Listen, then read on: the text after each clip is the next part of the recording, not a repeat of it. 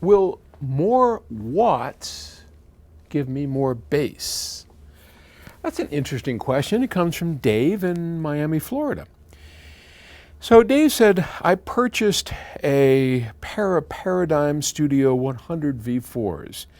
I have a Krell S300 amplifier and an Oppo Blu-ray player. The system never produced adequate bass. It always kind of sounded thin. I tried moving them around, adding acoustic panels to the room, did just about everything. Nothing worked.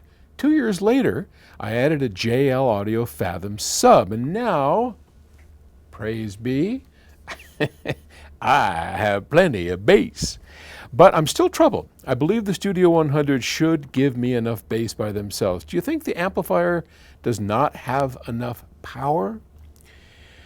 Well, gosh, you know, I think it's not the problem of the amplifier. You've got a Krell integrated. It's an okay integrated. I mean, Krell's got a great name, at least when they used to be around. Dan DiAgostino was the designer and the founder of Krell, and it was a great company. Did really well. And I think that's a decent integrated. I don't think that's your problem. If we look at these paradigms, and I looked it up for you, there's Studio 100s. It's a 5-way system. It's an interesting speaker. It's what they call a 5-way. You know, it's a tweeter and a mid, and then they've got progressive woofers, and there are 3 of them. I think there's 7-inch, 6.5, 7-inch woofers, and there's 3 of them. And you'd think with 3 woofers, you'd get plenty of bass out of that, wouldn't you? Well, even their specs roll it off at 45 hertz, if you just pay attention to their specs.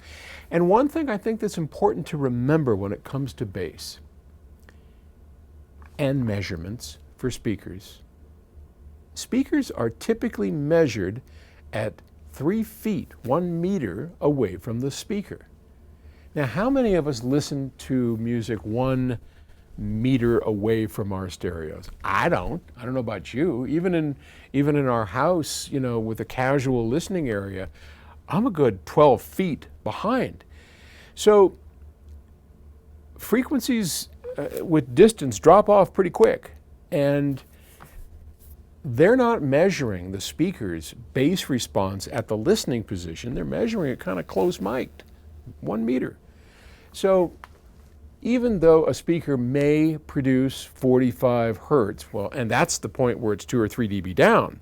That's where it's starting to roll off, and above that it has more power.